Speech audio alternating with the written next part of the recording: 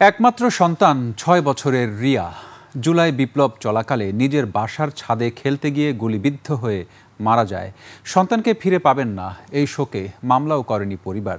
অবশেষে প্রায় ১ বছর পর বুধবার নারায়ণগঞ্জ সদর থানা পুলিশ বাদী হয়ে হত্যা মামলা করেছে।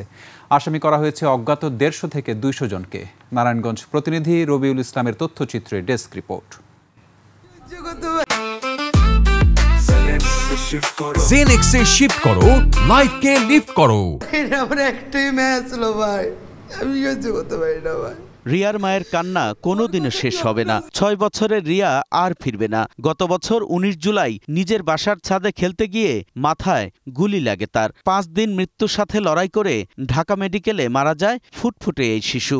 আমার ঘরটা ভাই শূন্য করে দিয়ে গেছে, আমার ঘর টেনে রেখেছে, আমার ঘর পুরো অন্ধকার হয়ে গেছে। যেদিন রিয়া গুলিবিদ্ধ হন সেদিন শহরের মণ্ডলপাড়া থেকে ২ নং রেলগেট পর্যন্ত সাধারণ শিক্ষার্থীরা মিছিল করছিল। বিকেল ৪টায় আওয়ামী লীগের সন্ত্রাসীরা মিছিলকারীদের উপর গুলি ও বোমা নিক্ষেপ করে।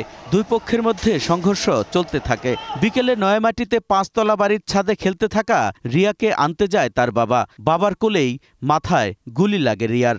ক্যাডার তার দলীয় লোকজন মিলে গুলি করতে করতে তারা ২ নাম্বার রেলগেট গেছে এবং সেখানে গিয়ে তারা গুলি ছুড়েছে। রিয়া গোপের মৃত্যুটা হচ্ছে শাইম ওসমানদের গুলির কারণে হয়েছে। ১৯ জুলাইতে নারায়ণগঞ্জের আকাশে কিন্তু হেলিকপ্টার উড়েছিল, গুলি কিন্তু উপর থেকে হয়েছিল, গুলি কিন্তু নিচ থেকে পুলিশও করেছিল, তাদের সহযোগী আওয়ামী লীগ অঙ্গ সংগঠনও করেছিল। নিহতের পরিবারের কেউ মামলা করতে রাজি না হওয়ায় পুলিশ বাদী হয়ে মৃত্যুর প্রায় ১ বছর পর মামলা করেছে।